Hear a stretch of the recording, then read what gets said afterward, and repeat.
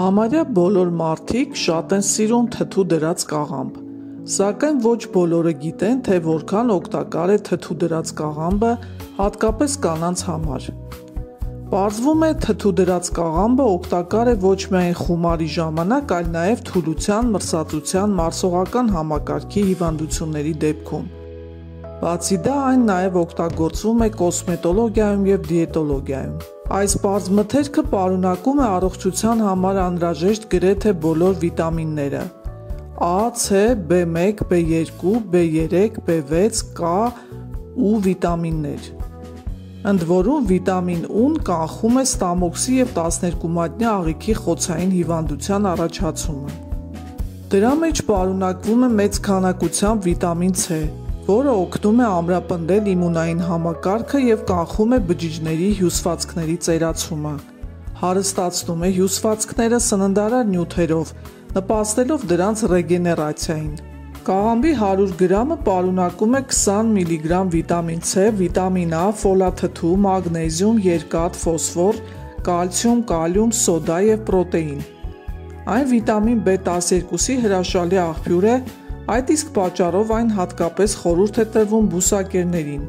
Կաղամբի թթուն նաև հարուստ է յոդով և կաթնաթթվով, որն օգնում է հաղթահարել աղիքային ցուպիկը և այլ վնասակար բակտերիաները։ Նաև ապացուցվել է, որ այս հրաշալի մթերքի շնորհիվ կարելի է իջեցնել արյան մեջ խոլեստերինի մակարդակը և նույնիսկ նվազեցնել ուռուցքների առաջացման հավանականությունը։ Թթու դրած կաղամբը օժտված է օրգանիզմը մաքրելու հատկությամբ և նպաստում է արագ նիհարելուն։ Այն պարունակում է մեծ քանակությամբ տատրոնաթթու, որը կանխում է ճարպաշերտերի կուտակումը։ Այս ըմպելիքը նաև օգնում է հղիներին հաղթահարել տոքսիկոզը։ Կաղամբի թթուն օգտագործվում է կոսմետոլոգիայում։ Առավել հաճախ այն օգտագործվում է դիմակների տեսքով։ Օրինակ, բշտիկների առկայության դեպքում հարկավոր է գոլորշիով փափկեցնել մաշկը, թթու դրած կաղամբը դնել մաշկին, ծածկել անձեռոցիկով և թողնել կես ժամ։ Պեպեններից ազատվելու համար շատ արդյունավետ է կաղամբի թթվի աղաջերով դիմակը։ Հարկավոր է անձեռոցիկը թռչել աղաջերի մեջ, դնել դեմքին, թողնել 10 րոպե, այնուհետև լվացվել գոլ ջրով։ Չնայած, որ վերամշակվում անցած մթերքը սովորաբար կորցնում է իր օգտակար հատկությունները, թթու կաղամբը միայն ավելի օգտակար է դառնում, քանի որ թթվեցման ընթացքում թարմ կաղամբը հարստանում է նոր օգտակար նյութերով և վիտամիններով,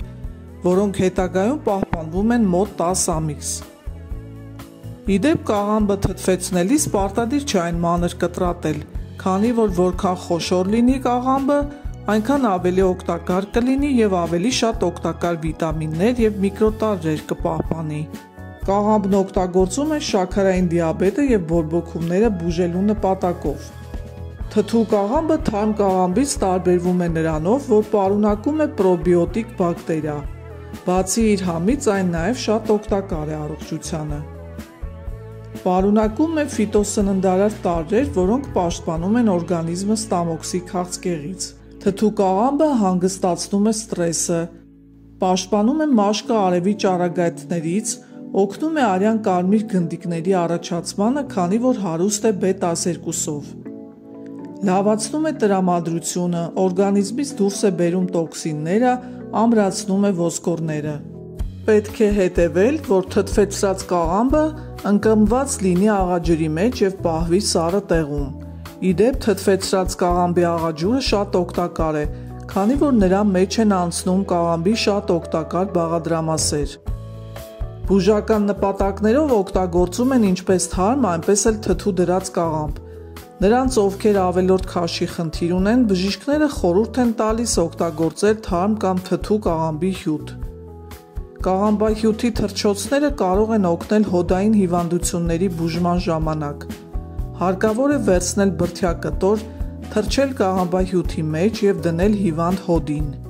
Քիչ ժամանակ անց հիվանդը կնկատի, թե ինչպես են ցավերը մեղմանում։ Որքինի ժամանակ կաղամբի տերևները եփում են կաթի մեջ, այնուհետև ավելացնում ցորենի թեփուկներ և ստացված զանգվածը թռչոցների տեսքով դնում մաշկի ախտահարված հատվածներին։ Որոշ մասնագետների կարծիքով կաղամբի ամենաօգտակար բաղադրամասը վերջինիս հյութն է։ Կաղամբի հյութը օգտագործելիս հարկ է հիշել, որ այն երկարատև պահպանման պիտանի չէ։ Այդ պատճառով էլ հյութը պետք է թորել փոքր մասնաբաժիններով՝ 1 բաժակից մինչև 1 լիտր։ Իսկ եթե այնուամենայնիվ պահելու խնդիր է առաջանում, ապա կաղամբահյութը անհրաժեշտ է պահել միայն ապակե կամ արծնապատ տարայի մեջ։ Որոշ հիվանդությունների դեպքում կաղամբի թթուն կարող է վնասակար լինել, քանի որ պարունակում է մեծ քանակությամբ օրգանական թթուներ։ Այդ իսկ պատճառով այն հակացուցված է ենթաստամոքսային գեղձի և վահանաձև գեղձի հիվանդությունների, արյան գերճնշման, լեղապարկում քարերի առկայության և երիկամային անբավարարության դեպքում։ Բացի այդ, հարկավոր է զգուշանալ նաև գաստրիտի, ստամոքսի և 12-մատնյա աղիքի խոցային հիվանդության դեպքում։ Զգուշություն պետք է ցուցաբերել նաև սրտային անբավարարության, զարկերակային գերճնշման և արտահայտված աթերոսկլերոզի դեպքում։ Ամեն դեպքում, եթե կաղամբի թթու ուտելու ցանկությունը մեծ է, ապա օգտագործելուց առաջ այն հարկավոր է լավ լվանալ և մաքրել աղաջուրը կամ նախապես թթվեցնել հնարավորինս քիչ քանակությամբ աղով։